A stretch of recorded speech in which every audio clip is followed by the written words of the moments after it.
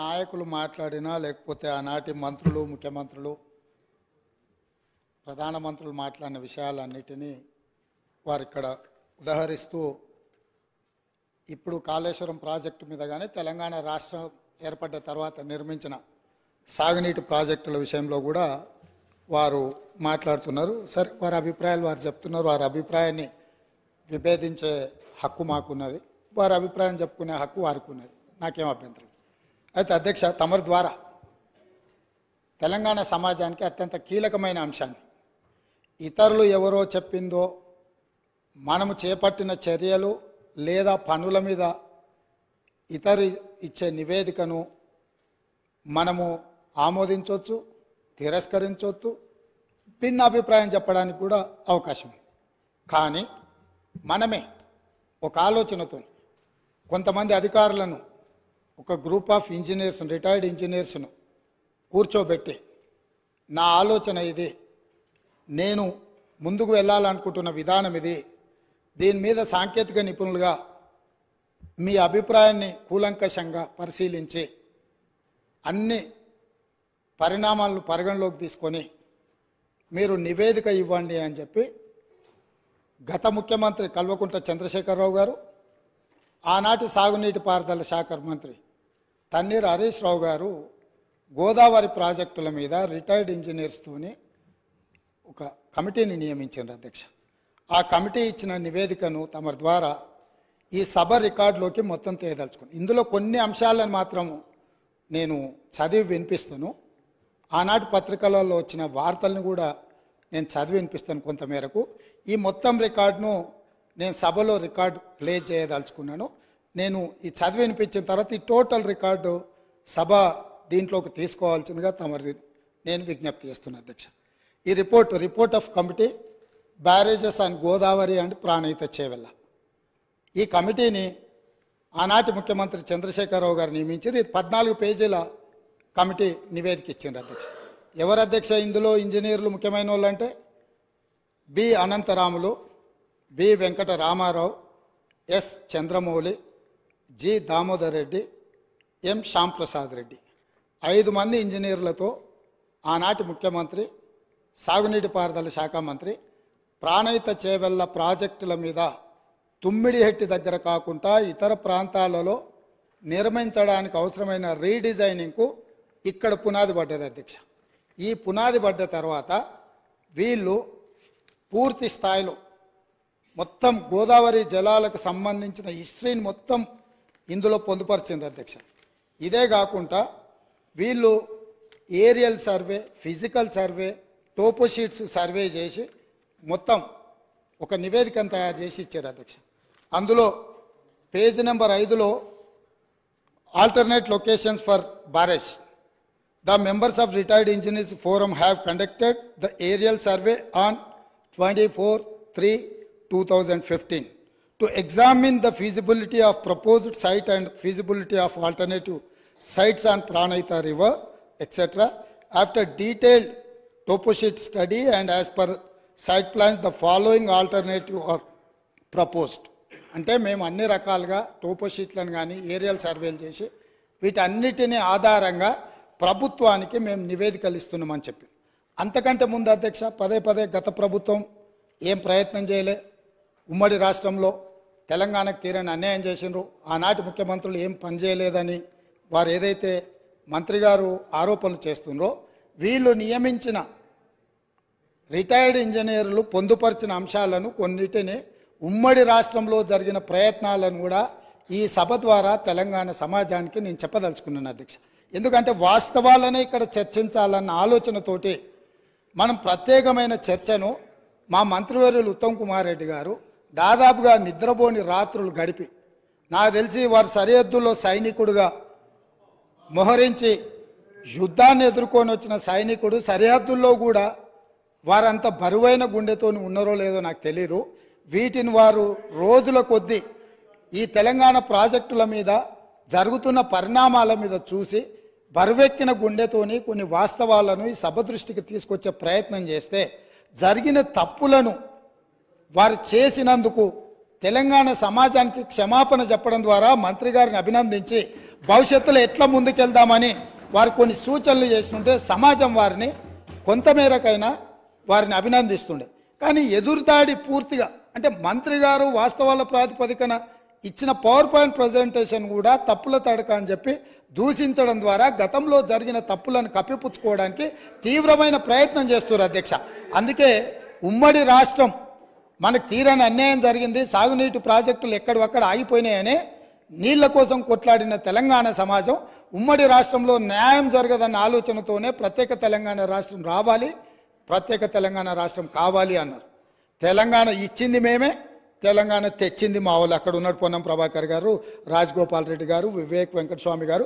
ఈ సభలో చాలామంది పెప్పర్ స్ప్రేల బారిన పడి ఆనాటి మూకల దాడిలో ఎదురొడ్డి నిలబడి కొట్లాడి తెలంగాణ బిల్లును ఆమోదింపజేసిన సభ్యులు చాలామంది, అంజన్ కుమార్ యాదవ్ లాంటి వాళ్ళు, సురేష్ షెట్కార్ లాంటి వాళ్ళు, బర్లాం నాయక్ లాంటి వాళ్ళు, సిరిసిల్ల రాజయ్య లాంటి వాళ్ళు ఎంపీలు ఎంతోమంది ఉన్నారు అధ్యక్ష. ఇదంతా చరిత్ర కళ్ళగట్టినట్టు. పార్లమెంట్లో లైవ్ రికార్డులన్నీ తీయండి. ఆ రోజు బిల్లు ప్రవేశపెట్టినప్పుడు చంద్రశేఖరరావు గారు ఎక్కడుండే, ఈ సభ్యులందరూ ఎక్కడుండేనో ఒకసారి చరిత్రను కూడా చూడాల్సిందిగా తమకు విజ్ఞప్తి చేస్తూ ఉమ్మడి రాష్ట్రంలో జరిగిన కొన్ని అంశాలను నేను చదివి వినిపించదలుచుకున్నా అధ్యక్ష. Both Andhra Pradesh and Maharashtra government entered into an agreement in year 2012 for constituting interstate board and standing committee and coordination committee.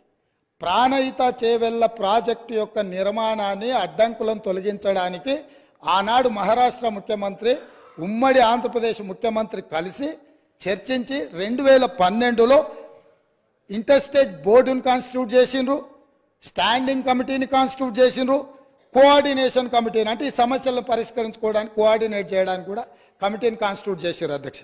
అదేవిధంగా during the recent meeting with honourable chief ministers of Telangana and Maharashtra.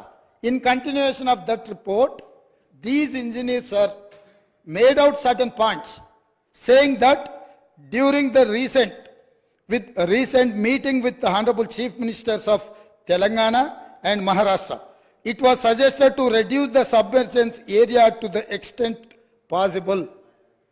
At its present FRL, the submergence area is 1850 acres patta land in Maharashtra, but no village is getting submerged. Maharashtra ముఖ్యమంత్రి తెలంగాణ రాష్ట్రం వచ్చిన తర్వాత తెలంగాణ రాష్ట్ర ముఖ్యమంత్రితోని సమావేశాన్ని ఏర్పాటు చేసినప్పుడు జరిగిన చర్చలో వాళ్ళు గుర్తించింది ఏంటంటే తుమ్మిడిహెట్టి దగ్గర 152 మీటర్ల ఎత్తున బ్యారేజ్ కట్టి ఈ ప్రాజెక్టును పూర్తి చేస్తే మహారాష్ట్రలో మునిగే ముంపు భూమి పట్టా ల్యాండ్ ఎంత అంటే 1850 ఎకరాలు మాత్రమే. ఇది మేము అనడం లేదు అధ్యక్ష, వాళ్ళు నియమించిన ఇంజనీర్ల కమిటీ నివేదికలో పొందుపరిచిన అంశం అధ్యక్ష. అదేవిధంగా అధ్యక్ష, a study is made to reduce the FRL of Pranahita Chevella scheme from the present 152 meters to 151 meters, which would keep the scheme sanctioned unaltered. Similarly, possibility of reducing present FRL from 152 meters to 150 meters has been examined. This will reduce the submergence from 1850 acres to 1250 acres. ఒకవేళ 152 మీటర్ల ఎత్తున తొమ్మిడిహెట్టి దగ్గర నిర్మిస్తే 1850 ఎకరాల ముంపు ఏదైతే ఉందో దాన్ని 150 మీటర్ల దగ్గర ప్రాజెక్టు నిర్మిస్తే 1250 ఎకరాలు మాత్రమే మహారాష్ట్రలో ముంపుకు గురవుతుంది. గ్రామాలు మునగడం లేదు, కేవలం పట్టా ల్యాండ్స్ మాత్రమే మునుగుతున్నాయని ఇచ్చారు అధ్యక్ష. అదేవిధంగా honourable chief minister desired to study and alternate locations in main river Godavari river near Medigadda village, Mahadevpur Mandal, Karimnagar district up to Midmaner. Accordingly, detailed study on the existing and alternate proposals is made. The report is furnished as under. Medigadda daggara బ్యారేజీలు కట్టాలని పుర్రెలో పురుగు పుట్టిందే ఆనాటి ముఖ్యమంత్రి చంద్రశేఖరరావుకి. నేను మళ్ళొక్కసారి reinstate చేస్తున్న అధ్యక్ష. The honourable chief minister desired to study and alternate location and main river Godavari river near Medigadda village, Mahadevpur mandal, Karimnagar district. అంటే చంద్రశేఖరరావు గారికే ఏ దేవుడు ఏ రాత్రి కళ్ళలోకి వచ్చి మేడిగడ్డ దగ్గర బ్యారేజ్ కట్టమని చెప్పిండో నాకైతే తెలియదు, కానీ వారే గ్రూప్ ఆఫ్ ఇంజనీర్లకి ఇన్స్ట్రక్షన్స్ ఇచ్చిండు అధ్యక్ష. వాళ్ళు దాని మీద కొన్ని ఫైండింగ్స్ ఇచ్చి ఒక నివేదిక ఇచ్చారు అధ్యక్ష. అందులో కూడా కొన్ని విషయాలు నేను మొత్తం వాటి జోలికి పోకుండా కొన్ని మాత్రం కంక్లూజన్స్ అండ్ రికమెండేషన్స్ అంటే దీంట్లో వాళ్ళు కొన్ని రికమెండేషన్స్ను చేసుకుంటూ వచ్చారు అధ్యక్ష. 11వ పేజీలు ఉంది అధ్యక్ష. తర్వాత నివేదిక ఎట్లాగా హరీష్ రావు గారి దగ్గర ఉంటుంది, ఎందుకంటే ఇంకా వాళ్ళందరూ ఉన్నారు. నేను కూడా వారికి మళ్ళీ పంపిస్తాను అధ్యక్ష. తమరికి ఇస్తాను, తమరు అనుమతిస్తే వారికి ఇవ్వండి అధ్యక్ష. ఇందులో it is always better for the government to accept the concept of the existing Pranahita Chevella scheme near Tummidihatti village, Adilabad district and explore the ways and means to make it feasible. నేను మళ్ళొక్కసారి చదివి వినిపించదలుచుకున్న మిత్రుడు హరీష్ రావు గారికి, వాళ్ళ మామగారు వారు కలిసి ఈ రాష్ట్రానికి ఎంత ద్రోహం చేసినరో ఇది వినడం ద్వారా అయినా వారికి అవగాహన కలుగుతుందని నేను భావిస్తున్నా, కనువిప్పు కలగాలని నేను కోరుకుంటున్నా అధ్యక్ష. It is always better for the government to accept the concept of the existing Pranahita Chevella scheme near Tummidihatti village, Adilabad district and explore the ways and means to make it feasible. స్పష్టంగా ఇంజనీర్స్ వాళ్ళు నియమించుకున్న ఇంజనీర్లు తుమ్మిడిహెట్టి దగ్గరనే ఈ ప్రాజెక్టు నిర్మించడానికి అన్ని రకాల ప్రయత్నాలు చేయండి, మీ శక్తి సామర్థ్యాలను అన్నిటినీ మీ గొప్పతనాలను ఉపయోగించండి అని చెప్పిండ్రు అధ్యక్ష. అదేవిధంగా there is a feasibility of reducing the FRL from 152 meters to 151 meters, i.e. by 1 meter without altering the scope of the scheme. The Honorable Chief Minister may use his good offices for convincing the Maharashtra government to accept the proposal of reducing FRL to 151 meters. ఏమన్నారంటే చాలా శక్తిశాలి, అసలు ప్రపంచాన్ని అంతా కూడా గజగజలాడించి పులి నోట్ల తలబెట్టి ప్రాణాలనే త్యాగం చేయడానికి గొప్ప అపర భగీరథుడు. మీరు 152 మీటర్ల నుంచి మీ శక్తిని అంతా ఉపయోగించి మహారాష్ట్ర ముఖ్యమంత్రిని 151 మీటర్ల ముంపు కోసం ఒప్పించండి, 1 మీటర్ ఎత్తు తగ్గించి ప్రాజెక్టు కట్టడానికి అవసరమైన చర్యలు చేపట్టండి అని చెప్పి వారు ఈ ఏమంటారు గాల్లో ఎగురుకుంటూ పోతాడు కదా, ఏమంటారు పారాషూట్, స్పైడర్ మ్యాన్ని మీరు ఒకసారి అడగండి అని చెప్పి వారు సూచన చేసిండ్రు అధ్యక్ష. అదేవిధంగా in case of the Maharashtra government still insists for further lowering the FRL, the Telangana government can accept at 150 meters FRL. ఒకవేళ వాళ్ళు మరీ 151 ఒప్పుకోకపోతే 150 దగ్గరకైనా దయచేసి ఒప్పించండి అని చెప్పారు. In both the above proposals there will not be any financial loss to the work done portions.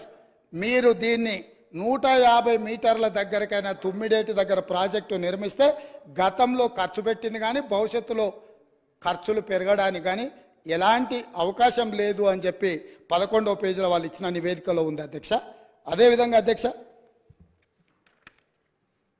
13వ page అధ్యక్ష final recommendations అంటే ఇంకా అన్ని ఎగ్జామిన్ చేసినాం, కంక్లూజివ్ రిమార్క్స్ ఇచ్చిండ్రు, తర్వాత ఫైనల్ రికమెండేషన్స్ ఇచ్చిండ్రు అధ్యక్ష 13వ పేజీలో. ఈ ఫైనల్ రికమెండేషన్లో ఏమన్నారో ఈ ఒక్క సెంటెన్స్ చెప్తా, ఈ తర్వాత అయినా మిత్రుడు హరీష్ రావు గారికి కనువిప్పు కలిగి తెలంగాణ సమాజానికి వారికి క్షమాపణ చెప్తారు చంద్రశేఖరరావు గారి తరఫున అని నేను భావిస్తున్నా అధ్యక్ష. The proposal of construction of a barrage on main Godavari near Medigadda village and lifting 160 TMC of water to mid Maner reservoir is not desirable. Very clear, crystal clear and loud. They have said ఇది ఉపయోగం లేని నిరుపయోగమైన ప్రయత్నము. నేను మళ్ళొక్కసారి చదివి వినిపించే రికార్డులోకి ఈ విషయాన్ని అంతా తీసుకురాదలుచుకున్న అధ్యక్ష. The proposal of construction of a barrage on main Godavari near Medigadda village and lifting 160 TMC of water to mid Maner reservoir is not desirable. 5 మంది ఎవరు అధ్యక్ష దీంట్లో సంతకం పెట్టింది, నివేదిక ఇచ్చింది? తెలంగాణ కోసం కొట్లాడిన ఇంజనీర్ల అధ్యక్ష, నీళ్లకు మన తెలంగాణ ఎట్లా బాగుపడుతుందో అని చెప్పిన ఇంజనీర్లు, ఆ ఇంజనీర్లు B Anantharamulu, P Venkataramarao, S Chandramouli, G Damodar Reddy, M Shyamprasad Reddy 5 మంది ఇంజనీర్లు కష్టపడి అన్ని పరిశీలించి పూర్తి స్థాయిలో ఒక ఎక్స్పర్ట్ కమిటీ రిపోర్ట్ 14 పేజీలతో ప్రభుత్వానికి ఇస్తే, ఆ రోజు సాగునీటి పారుదల శాఖ మంత్రి హరీష్ రావు గారు, ఆనాటి ముఖ్యమంత్రి చంద్రశేఖర్ రావు గారు ఈ నివేదికను తొక్కిపట్టి మసిబూసి మారేడుగాయ చేసి మేడిగడ్డ దగ్గర బ్యారేజీలు కడితే తెలంగాణకి ఏదో మేలు జరుగుద్దని 38,500 కోట్ల రూపాయల నుంచి 1,47,000 కోట్ల రూపాయలకు ప్రాజెక్టు అంచనాలు పెంచినరు.